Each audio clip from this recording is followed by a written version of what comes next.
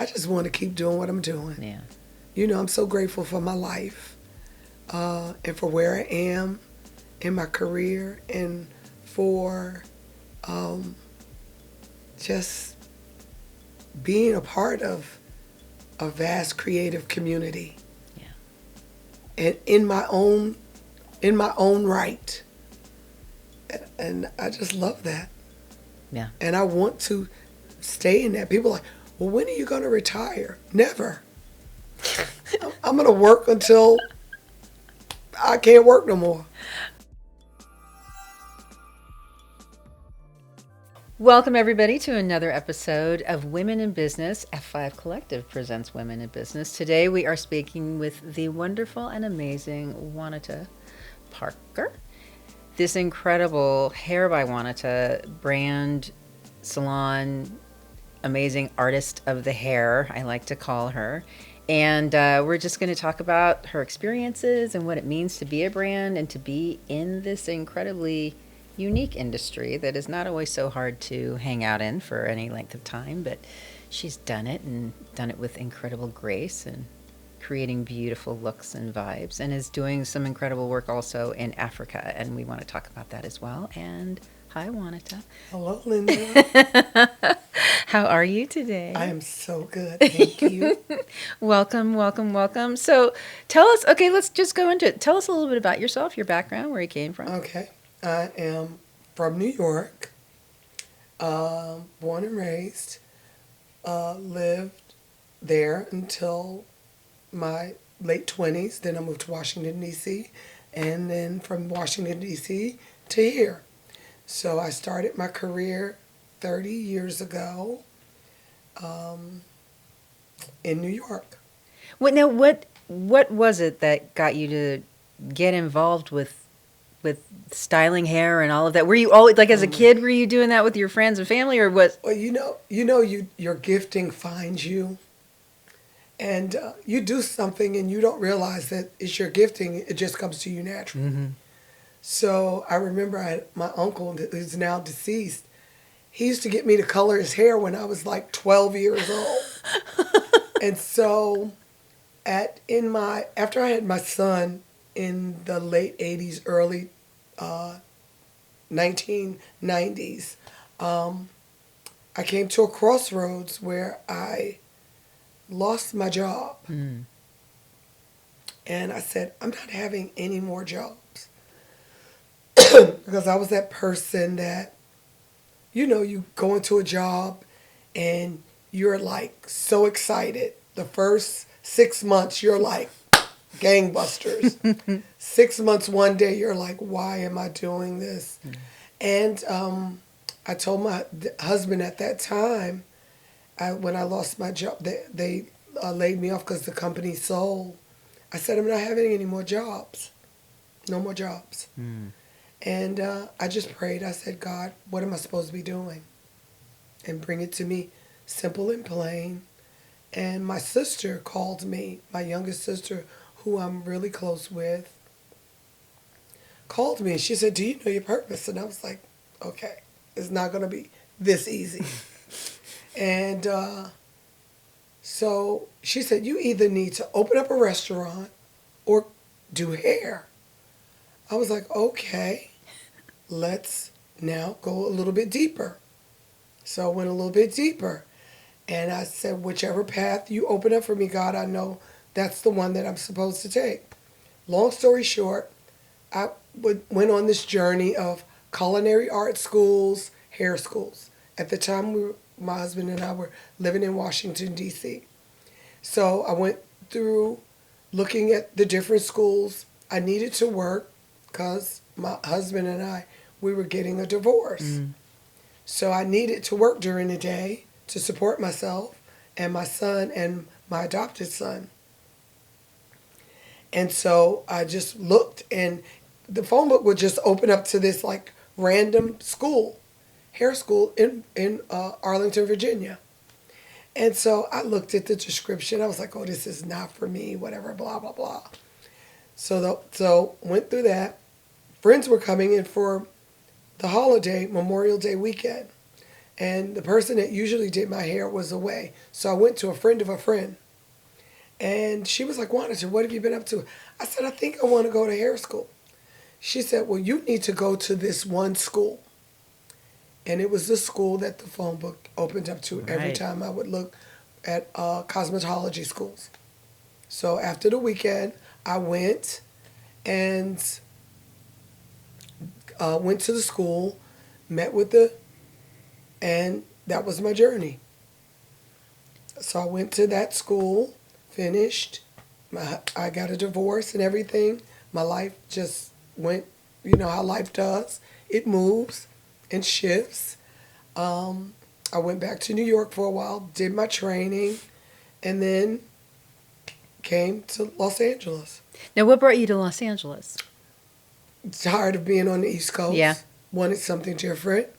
So I was like, my sisters were like, why don't you move to California? I said, okay, I'm going to come. I'm going to give it 6 months. If I don't like it, I'm going to go back east. Came, never left. How quickly did you get a salon? Now, when you first got here, you were working at a salon. You had a. Were When you working at a salon, or were you renting it? Well, when I first moved here, I was an assistant Oh, okay. because I couldn't get a job in a salon because I didn't have my California license. Got it. So I had to get my California license, and then the ball rolled. So I was going back and forth. The person that I worked with, we were going back and forth to New York working.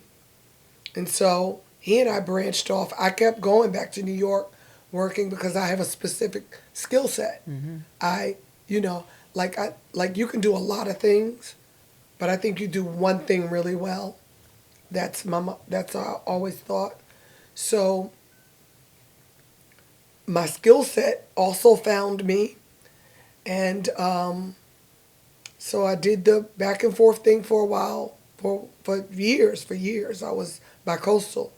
And then a friend of mine who was my mentor, who is no longer with me, he was like, Wanata, you need to talk to Stuart and work at his salon. He was just opening up a new salon in Beverly Hills. And so we knew each other. We were cordial. And I was like, Stuart, I'm living in L.A. and I need a place to work. And so he said, well, come and see me when you come back from New York and we'll discuss. Went there. Everything was great. Started working there. That was in 2000. Wow. And I worked there from 2000 to 2016.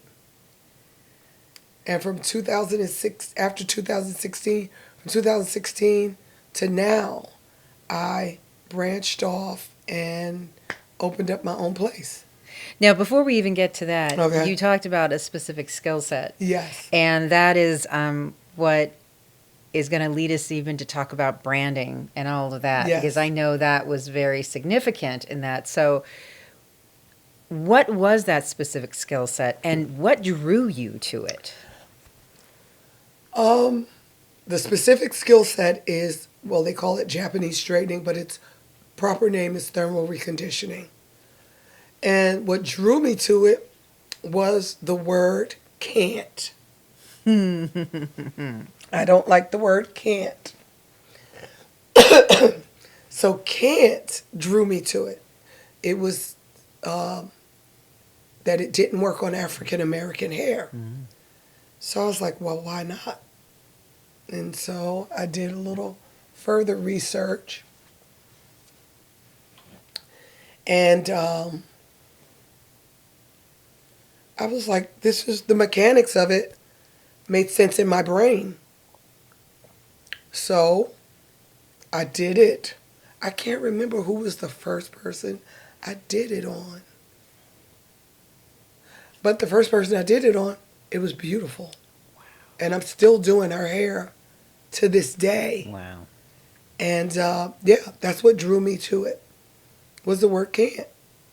So I was the first person to do Japanese straightening on African American hair. Wow. Now, you took that and that really did from what I recall, lead into Hair by Wanata and all those things. Am I Mm-hmm. correct? Okay. Yes. And when you did take that leap to go and open your own, Yes. what was that like for you to make that transition? You know, it was difficult coming from big salons. You know, you have a big salon name behind you because you know in our industry it's where you work, you know who you're connected with, whatever. But the person that Stuart Gafford, who really gave me my chance in LA, because I worked at Sally Hirschberger, John Frieda Sally Hirschberger, as an assistant there, working with the person I was working with, and uh, J- John Frieda told me that I would never be anything in this business. Now, why would he say that? Um, because I don't know. I could see through him. Mm. And yeah, he told the person that I was working with that I would never be anything in this business. And I was like, oh, okay. I didn't even consciously think of it as anything that defined me. I was like, okay, really? And just kept on going, doing what God purposed me to do in this life, Yeah. which is touch people's lives through their hair. It's my ministry, of as to say, of sorts. And so yeah, that's and Stuart he gave me a place to work and do what I do. Yeah. And then to jump off and do your own thing. And then he passed away, and with him, the vision passed away. And it became, where we were working, became a toxic environment.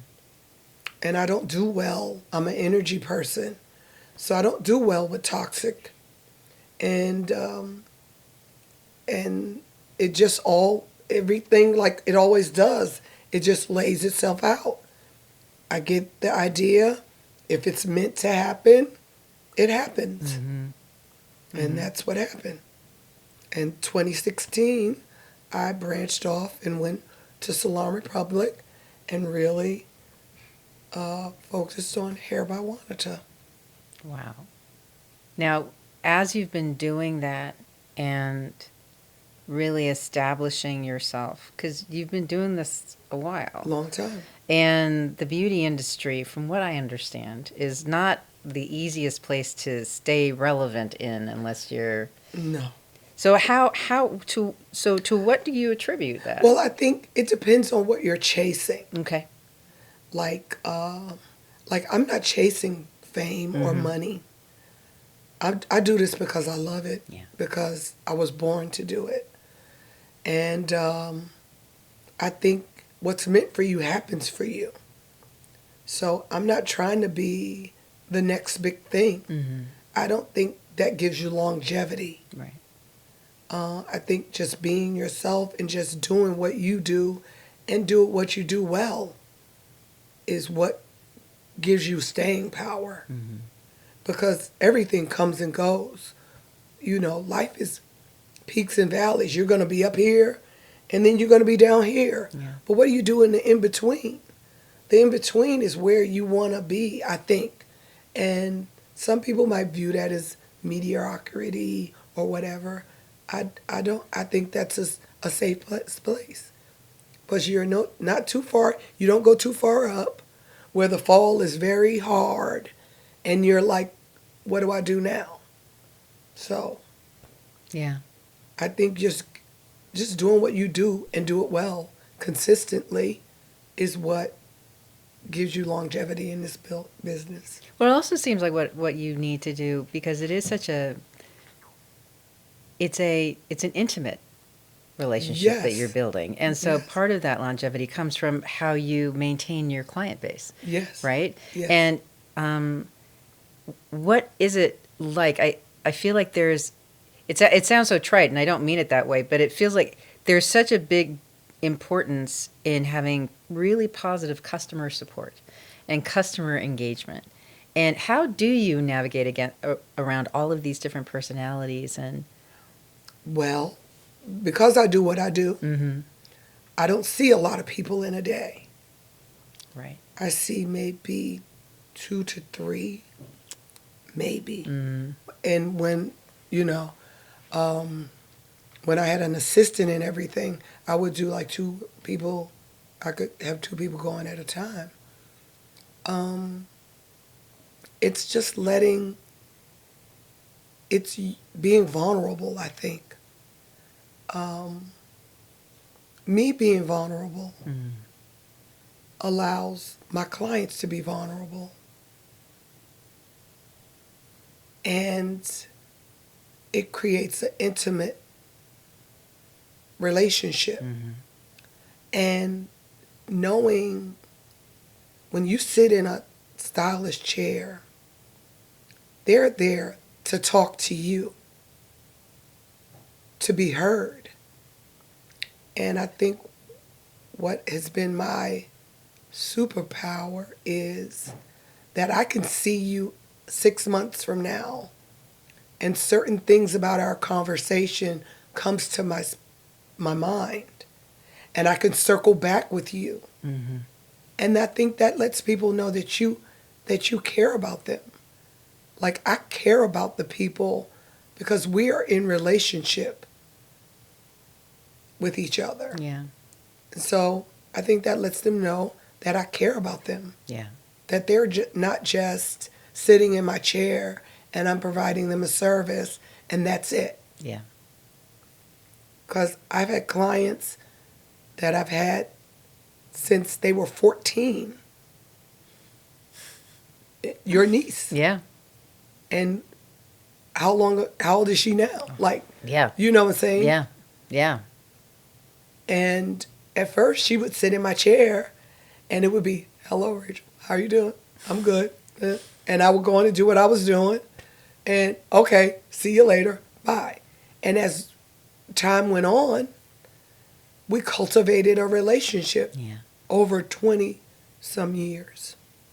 So I think, I forgot what the question was, but yeah. Yeah. Well, it's building that, customer base and working across these different personalities. And you spoke to that, which is that person. That person determines it. It's like, I think we draw to us who we are. Mm. I really do believe that. And I don't attract a lot of negative people, mm-hmm. clients. My clients are kind of like-minded like me.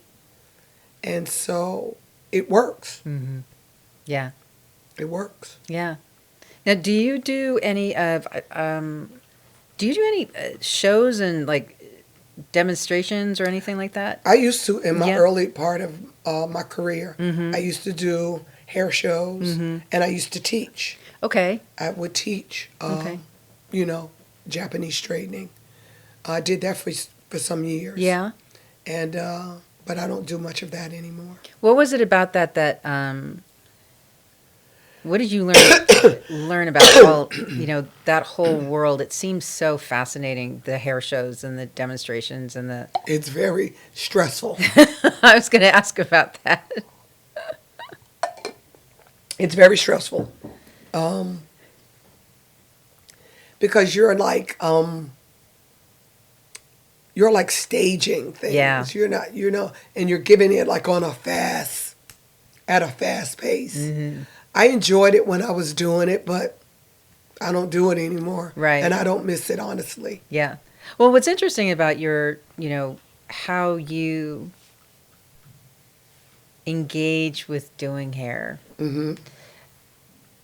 Like what you were saying, one of the things that you and I have talked about in the past is the fact that I'm with you, mm-hmm. and it's not going to be an all-day thing, mm-hmm. but we're together, and I'm in that room with you, and it's us. Yeah. And you are it's really this very special moment because I, as your client, feel incredibly special. Yes. And, getting your hair done and us dealing with our beauty or our physicality it is that very vulnerable moment. Yes. And that trust level, and you build trust very well. Yes. Something in that is, as you are doing that, what have you discovered about yourself with that? Wow. That integrity is very important to me. Because people do trust me. Mm-hmm. They trust me with their outward appearance. Their most important thing on their body is their hair. Women. So to be consistent and just being consistent Yeah. is important to me. When I started, when I worked in a big salon, even though I worked around like a lot of people, it was like I had this like invisible barrier Mm-hmm.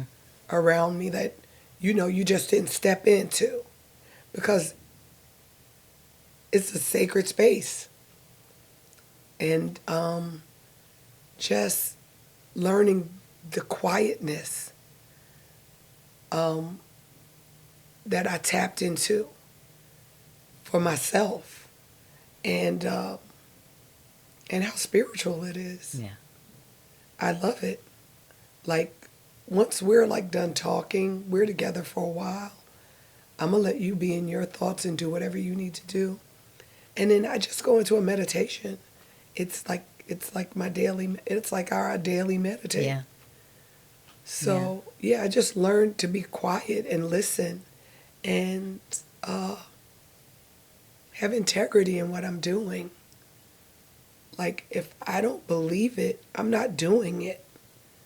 If you come to me and say, well, Wanata, I want to do, okay, well, let's talk about it. Mm-hmm. I'm not going to say, yeah, just do it. We're going to talk about it. And because I know you, like I had a client who begged me for layers, and I was like, you're not going to like it. She was like, I want something different. I was like, okay, let's do it. I did it. 2 weeks later, she called me. I hate these layers. But I don't say I told you so. Right. Right. I just say, okay, well, we're going to work on growing them out. It's because I know your personality. Yeah. I'm not just doing your hair. I'm getting to know you through your hair. Mm-hmm. So That's really something, Mm-hmm. when you think about it, right? That Mm-hmm. and that goes back to that, that whole relationship and staying power and all of that, because Mm-hmm. you listen and you pay attention, Mm-hmm. and it is that very, the personality. It's our uniform. Right. Right. Right, it's what we present to Right. the world, and Right. I love that you do also the transformations. You show the pictures and everything, Mm-hmm. and I know that you show them out. But what have you discovered with the people that you know and you love, your clients, when you say, okay, you were here and now you do? What have those transformation pictures done Like, for them? I love it Mm-hmm. because you get to see. Yeah. Because you're going to come to me and you're going to say, well, Wanata, I want this, that. Okay, we started here. I'm going to show you where we started. And you'll see from where you started to where you are now. Mm-hmm. I love it because I even love transformation in myself. Yeah. Because we're ever evolving. So just looking from where you started to where you are now and where we're going to go is amazing Yeah. to me. And it's amazing to you. Because you get to see, we're in it together. It's a teamwork. Yeah. Yeah. It's a collaboration. Yeah. Yeah. Exactly. Wow. As you had gone into from being in this toxic environment and moving into your own space, creating your own business, as it were, and your brand, what was that like as far as kind of realizing I'm now establishing not just the fact that I have my own salon, but I'm a brand now. Yeah. What was Well, that I like? was a brand before I left Right. and moved on to my own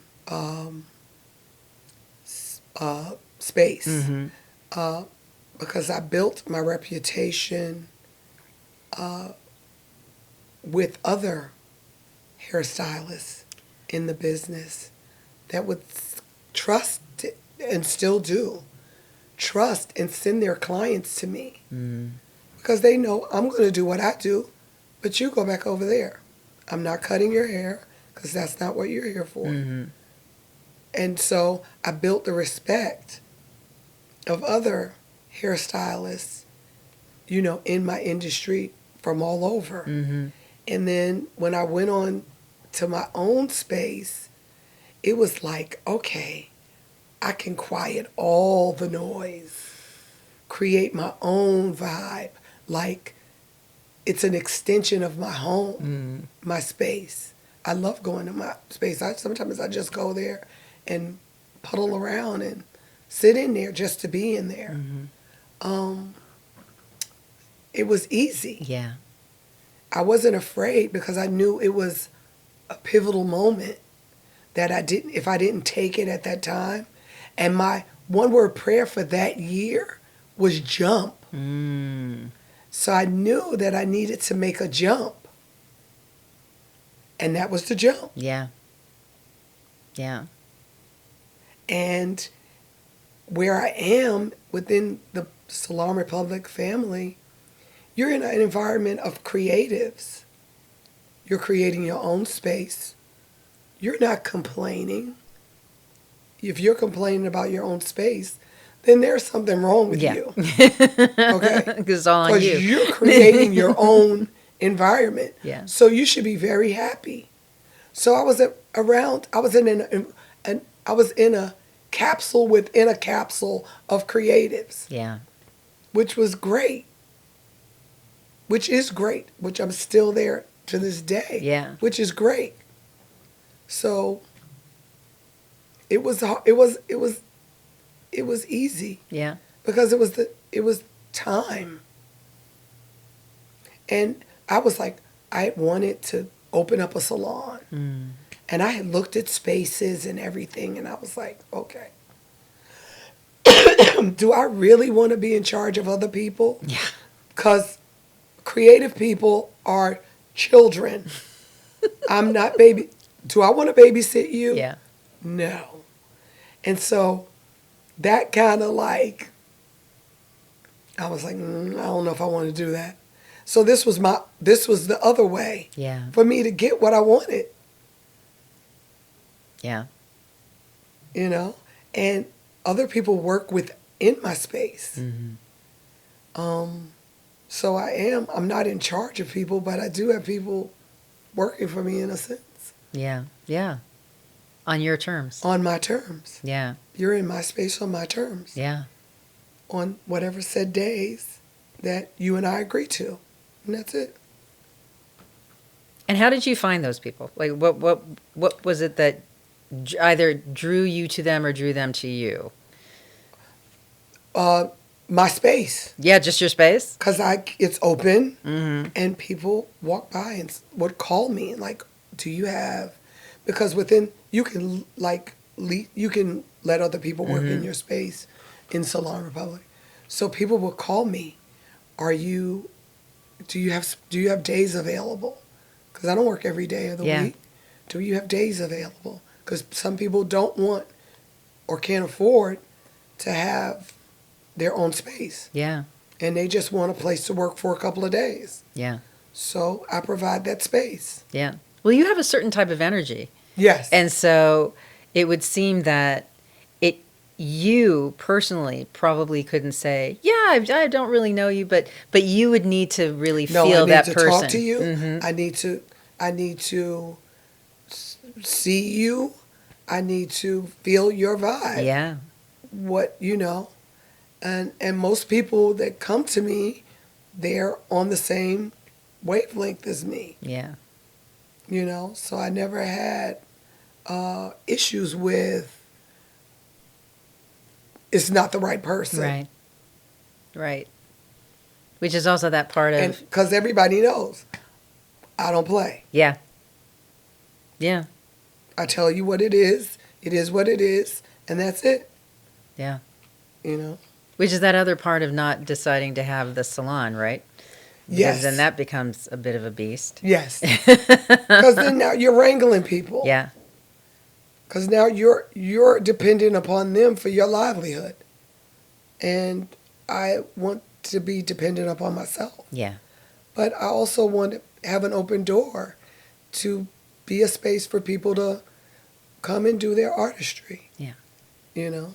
I have one of my friends that comes from New York every 8 weeks. He comes, he works in my space. And I can lend that to him because I like he's coming. Okay, I know I got these days off. I'm cool. I work whatever days I need to work, then that. And then he comes, goes, and then I can continue on. Yeah. So, I like that. It's the same, but not really. Yeah. Yeah. No, No, that's nice. Yeah. That's really nice. Yeah. Now, you have taken all of this incredible knowledge and this gift, and you started doing some things in Africa. What are you doing in Africa, and what led you to that? Okay. I started doing missions Okay. trips. My first one was to Tanzania in 2019. My sister, who lives in Arizona, she's a women's minister. Okay. And she was like, Wanata, you got to go with me for the kids in Africa. And I was like, okay, I'm going to go with you for the kids in Africa. So I started that in 2019. It's called the Tanzania Project. Okay. And my sister did their education because they have 3 schools in Tanzania, one in Maroa, which is in rural Tanzania, and then one in Maroa. Is it 2 schools? 2 schools, Maroa and Kondoa. Okay. So girls, but girls in Africa, most of them have no hair. They shave their hair off for sanitary, purposes. But I can still teach them about beauty and beautifying themselves and being proud of being a young woman. And so that part of beauty is the part that I pass on to them. And you've been doing that since 2019? Since 2019. And you just got back? Okay, I just got back. I've gone to Tanzania 3 times. I've gone to Honduras. Oh, wow. Went to Honduras last year. And then this year, just came back from South Africa. I went to South Africa. And I volunteered to serve global workers around the world. Women, 50 women. Global workers with a group called Asmara, who they take care of global workers. They do a retreat for global workers a couple of times a year. So this year, my sister was like, let's go to South Africa. I was like, okay, I'm in. It's on my bucket list. So we went to South Africa, and I did hair cutting for global workers around the world, women around the world. And it was awesome. Oh, my gosh. Because you're not ministering to them. You're just listening. Yeah. And the biggest thing that came out of it is that the women, they felt heard. They felt listened to. And that's so important. Because oftentimes women don't feel listened to. Yeah. So I lend myself to listening to people and through my work. So it was awesome. Oh man. And these women, they came in. Some of them couldn't even be like photographed because they're in dangerous parts of the world. And so their image can't get out. Yeah. And some are just, they're there with their husbands who they feel like the husband is, his ministry is, what am I doing? I'm just with the kids. That's a ministry too. Yeah. You're doing something. Yeah. You're adding to this world through raising your children. So it's not just minimal. Yeah. You're doing something. But a lot of them some felt like they weren't doing anything. They had what was their purpose? They needed a redefining of their purpose. So just giving them the space to breathe and feel safe and to talk about what's troubling them within their ministry helped them to open up and see something new Yeah. that they hadn't seen, because a lot of them are in places they've been for years, 10, 15, 20 years. They've been in ministry in these countries. I never heard of Malawi. I was like, what's Malawi? Where is that? It's in Africa. Wow. So Zimbabwe and Zambia, all over places, in Africa and Australia, all over the world. Yeah. So that's my new thing. Wow. So wherever I go, it's about beauty. Yeah. It's about beauty. It's about tapping into what's inside of you. Because I can do the outside, but what's inside? Yeah. Like if you don't feel beautiful inside, no matter what I do to the outside, I want you to feel beautiful from within. Yeah. So that's what I try to do wherever I go. I was going to ask you about that because I know just from you that the value of, this is great. Mm-hmm. What's going on in here? Yes. And, I get a lot of women that tell me things that they've never told anyone. Yeah. They'll say, I don't know. People sit in my chair and they just start talking. And they're like, I don't know why I'm talking to you. Like, they're just open. Yeah. Because I give them the freedom to. This is a safe space. There's no judgment. We're just having a conversation. Yeah. Whatever you feel you want to share it. It won't go past these four walls. And they know that. Because I have a lot of clients that know, the world is small. You never know who knows who. Yeah. So I'm never like, I can talk to you and forget what we talked about. It just goes into the vault. So just getting women to feel like they can be free. Giving them a space to be free and to be open. That's the most important. That brings out your beauty. Because a lot of us are just closed down. Yeah. And so when you know you can be free and you can talk, and you're not whining to me. My clients don't whine to me. They be like, girl, tell me. I'm like, okay. And tell me more. And what did you do? And how did you feel? Mm-hmm. How did you feel? And the first thing I say to my clients, like, how are you? What's going on with you? Yeah. And it just opens the floodgates.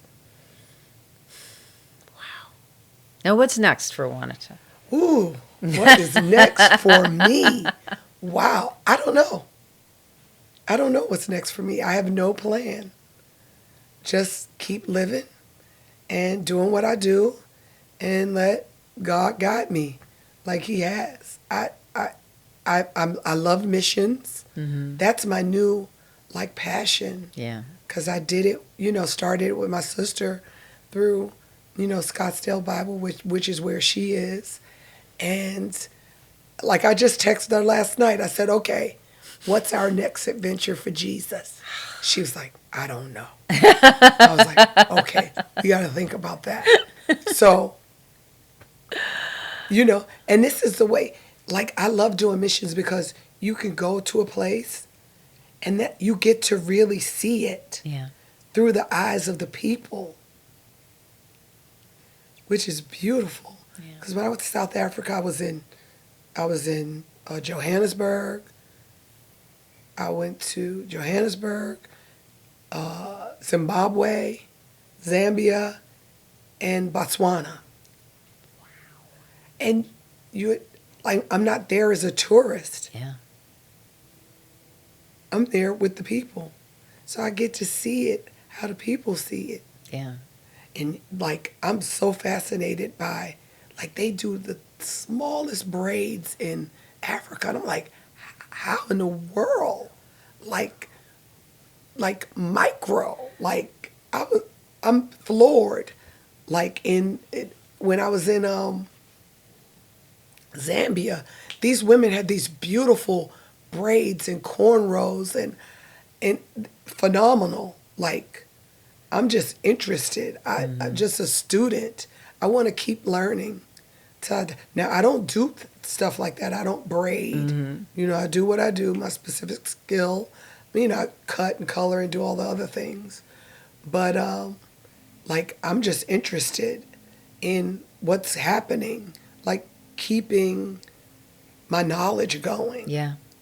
Not just being dormant and just keep being a student of life and my industry, what's happening in my industry. If that's what you want to do, great. I'm all for you. I will support you. Like, I don't do wigs. I know people that do wigs. Somebody comes to me, I'm like, go to this person.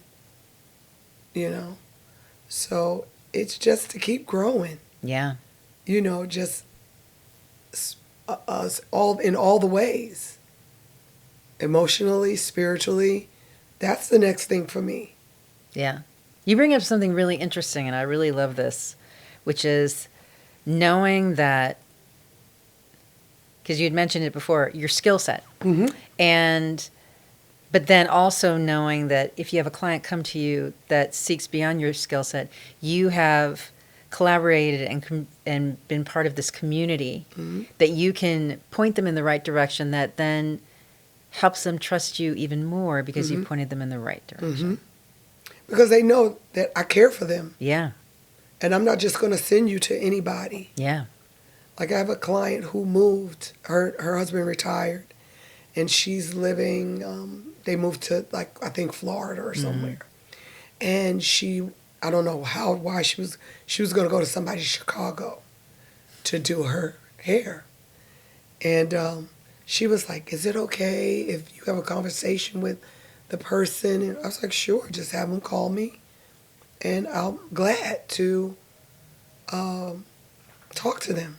I don't know how I could help them, So she said, well, he has 26 years experience in doing straightening. And okay, I was like, okay, well, have him call me. So he called me. And we got on the phone. And he was like, well, tell me about this person's hair. I said, well, and what do you do? I said, well, every time she comes, I see her 3 times a year. It's different. And he was like, well, what do you mean? Don't you have a formulation? I was like, no, I don't have a formulation. I don't write it down. I was like, she comes, I look at her hair, and I'm like, okay, what do I need to do? I'm tapping into my spirit now. What do I need to do? And it's different every time. And he was like, well, when you get it perfect, you don't write it down? I was like, no. And he says, well, how long have you been certified? I said, excuse me? Oh, my. I said, excuse me. I said, my approach when someone sits in my chair, I customize. That's my superpower. I customize their hair based on to whatever I'm feeling in my gut that needs to happen. So, no, I can't tell you, process it for this amount of time. Do this on this. I can't tell you that. You have 26 years of experience.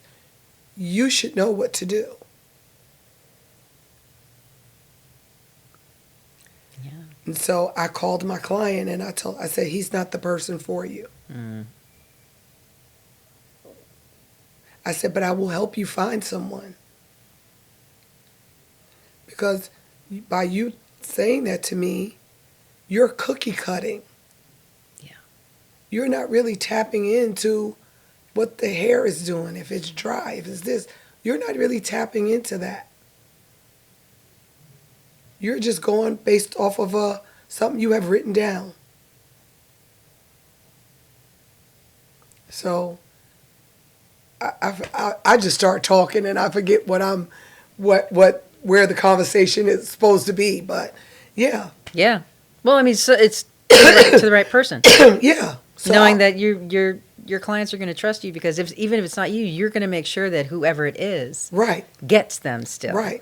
And, like I told her, I said, he's not the person for you, but I'll help you find somebody.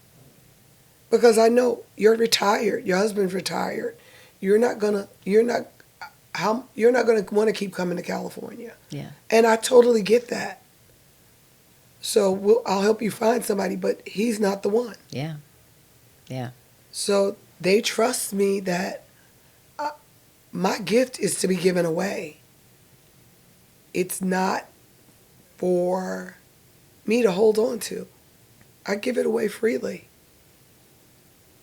So I want you to be happy, whether you're with me or with somebody else. If you leave me, it's always an open door. You can call me, whatever you need. And my clients know that. Yeah. Well, it's a great way to also have an incredible word of mouth. Yes. Right? I built my business word of mouth. Like one client I started, and it all word of mouth. I don't do any like advertising. Mm-hmm. Like when Instagram started up, I would post a few pictures, but I don't have the energy for that. Mm-hmm. I used to tell people, just Google me. Like you'll know everything you need to know about me. Just Google me. And so I mean, I'm not going to keep posting the same thing over and over again. Yeah. Yeah. So that's how I built my business. Well, that's how I found you. Yeah, through word of mouth. That's right. Through word of mouth. Yeah. I like all my clients are referred from somebody else. Yeah. Which is the best way. Yeah. Or through other hairstylists. Yeah. They're like, go to Wanata. She's going to tell you exactly what you need, whether you could do it or whatever. Because I also do, keratins. Mm-hmm. Yeah. So that's how, people send their clients to me because they don't do it. Yeah. And so they know I do it, and that's it. Are there any last thoughts you would like to share? Anything else? I don't know. Just, I just want to keep doing what I'm doing. Yeah. I'm so grateful for my life, and for where I am in my career, and for just being a part of a vast creative community. Yeah. And in my own right. And I just love that. Yeah. And I want to stay in that. People are like, well, when are you going to retire? Never. I'm going to work until I can't work no more. My son is like, Mom, you need to slow down. You need to. Because I came from South Africa, rested a day or two, and then worked the entire week. And then I haven't stopped. I was like, I can rest when I'm dead. Like, I got life in me, and I want to keep living and being the best that I can be and being a positive influence Yeah. in this world. I want to be a positive light in this world. That's my goal. Is every day just how can I be a blessing? Because we live in a world that's just, people have forgotten what kindness is and what it looks like.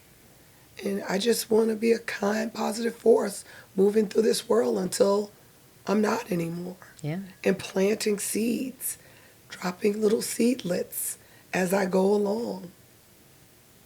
That's, what I want to do. You seem like you're doing it. Well, I am. I am. I'm doing it, and I want to keep doing it. Yeah. And I don't want to ever forget to not do it. Yeah. Yeah. That's huge. That makes a difference. Yeah. That really does. Yeah. Okay, so this has nothing to do with hair or anything, but I just love the fact that your sister said you either have to open a restaurant or do hair.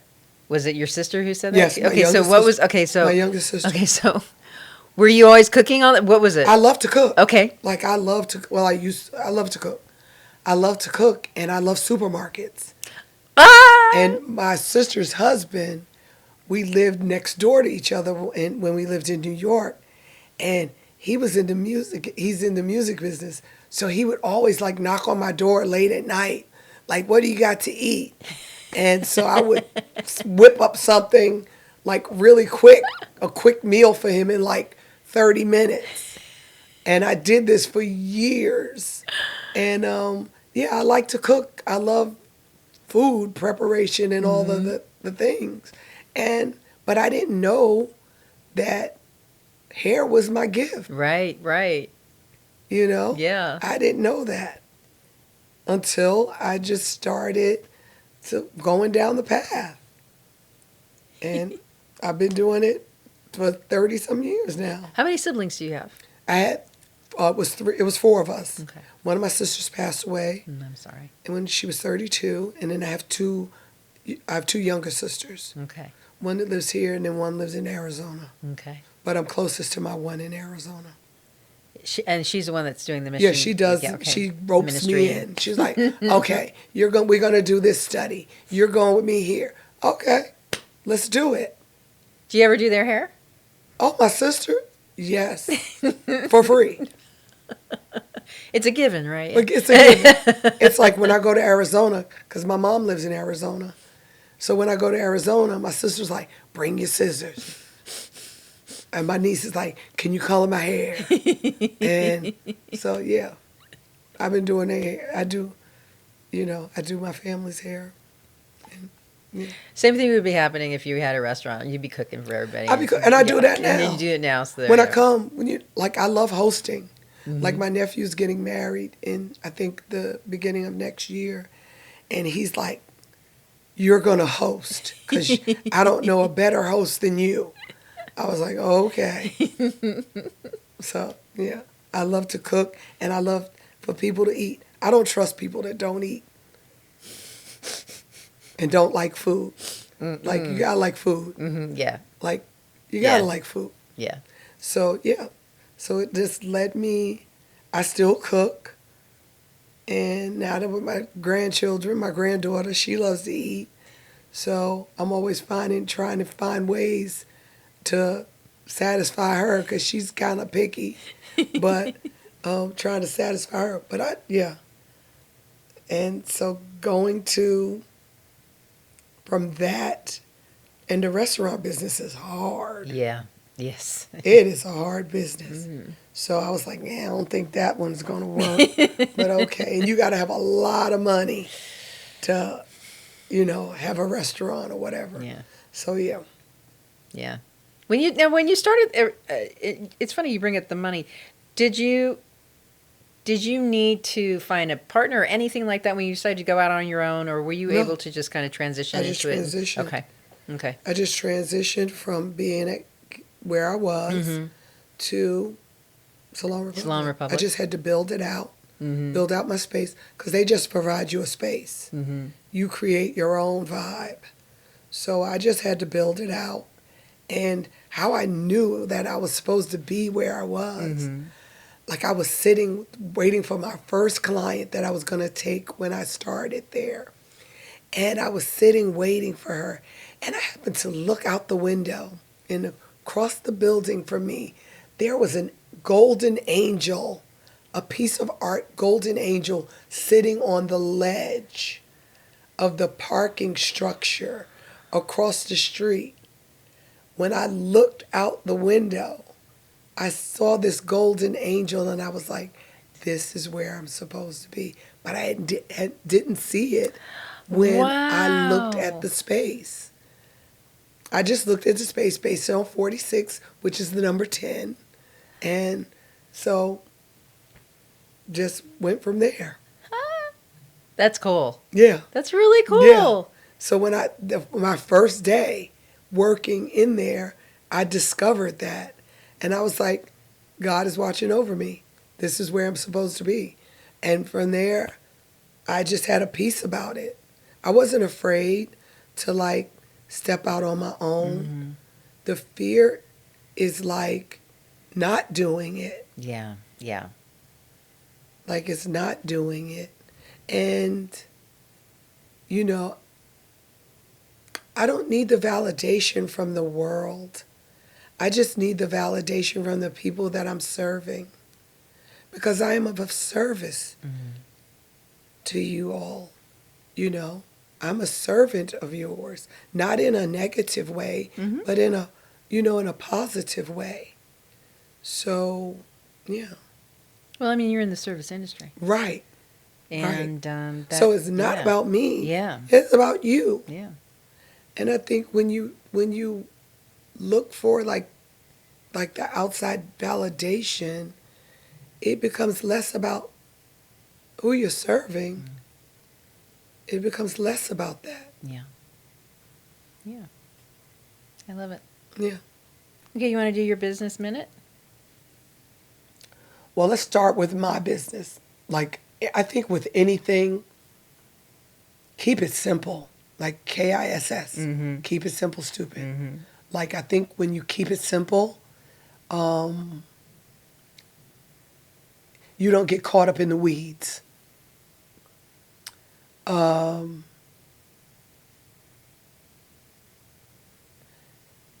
Care for people. On a level that's outside of yourself. Now, that doesn't mean become a dumping ground, but just care for people. Yeah.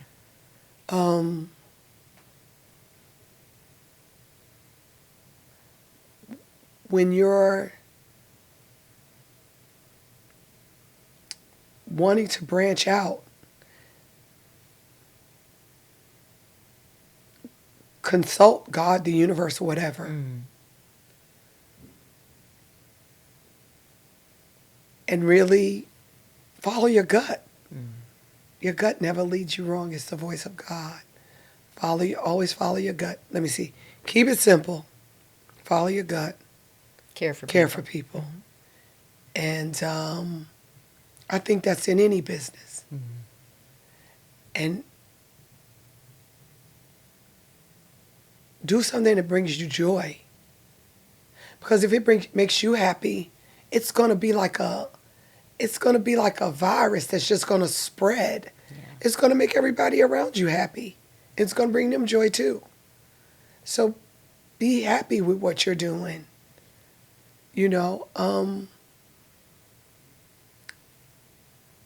Know your purpose. Now you ready for the rapid five? Okay. Okay, this will be good. What did you want to be when you grew up? I wanted to go to the Air Force. Really? Yes. I had a deep desire to go to the Air Force. Then I realized I'm a rebel and I can't take instruction too well. So I quickly aborted that mission based on the hell that I put my mother through when I was growing up. I'm the oldest of 4 girls. So I had to set the tone. So when I realized that, I was like, okay, then, I have the beauty of being able to use both sides of my brain. So I can be logical and I can be creative too. So yeah, that's what I wanted to do when I wanted to go to the Air Force. That's so good. Okay, what always makes you smile? Oh, making people happy. I'm an empath.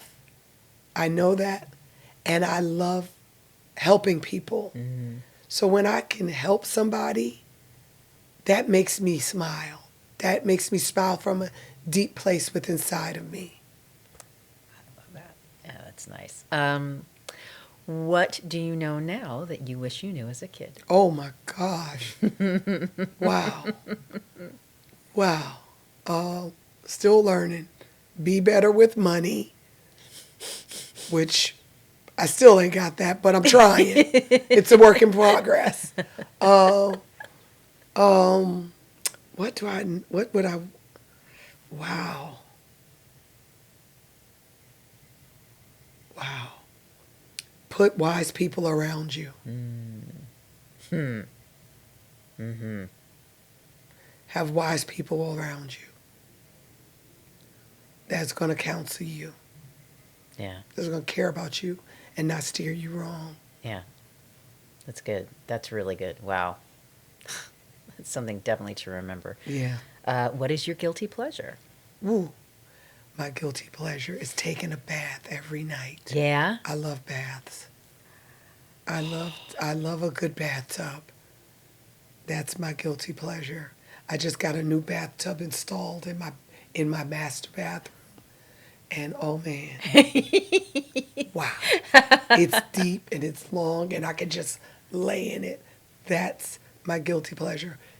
Getting in my bathtub, having a glass of wine is my guilty pleasure. Okay. All right. Pampering, self-pampering. Oh, so Oh, worth it. I love to It's pamper. so worth it. You have to, especially when you give to people.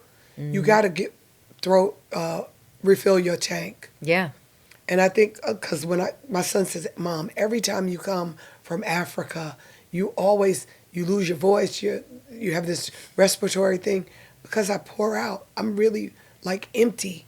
Like I'm empty so that I could fill and empty, fill and empty, fill and empty. And I think when I do it at such a deep level that my body just is like depleted. Yeah. Yeah. Okay, I want to get back to that in a second. I want to ask this last question, then I want to get back to that. Okay. Cat or dog? Dog. Do you have a dog now? No. Okay. I want to get a dog for my grandkids. Okay. But I don't want the responsibility. And my son has told me, Mom, if you get a dog, it's your responsibility. Okay. So. Okay, that's a conundrum. So maybe I might start him out with fish. Oh, okay. I might get a fish tank for them. Okay. For the two of them. That's a good one. My grandson is 5 months, but my granddaughter's 3. But she loves dogs. Oh my God. She met Rachel's dog. Oh, Kona Bear. Oh my God. She went insane. Yeah. She was all over it, Kona. Yeah. She loved my granddaughter. There's no dog that scares her. I don't know what it is. She's so she sees a dog and she goes crazy. So that's the reason why I want a dog. But yeah, I'm a dog person all day. Okay. So I want to get back to one of the things I did mean to ask you. I was going to ask you, what do you do other than, let's say, the bath? What do you do for yourself? Because you do give so much out there. What do you do for you? Just sit quiet. Yeah. Like, not always having to be doing something. Like knowing when I need to be still. Yeah. Like I take a day. I try to take one day a week where I don't leave my house for any reason. I don't cross my threshold. That's how I refill my tank. I sleep, I get up, I do whatever, but I don't leave my house. Yeah. I stay in. That replenishes me. Yeah, that's good.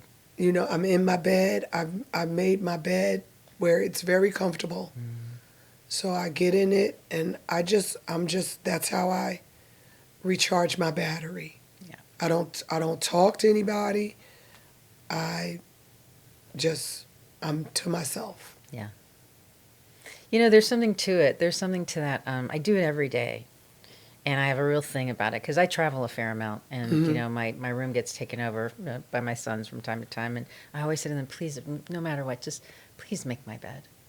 Oh, yeah, Just that's the please. first thing. I mean, you gotta, because I get up, I make my bed, and it's just. Yes.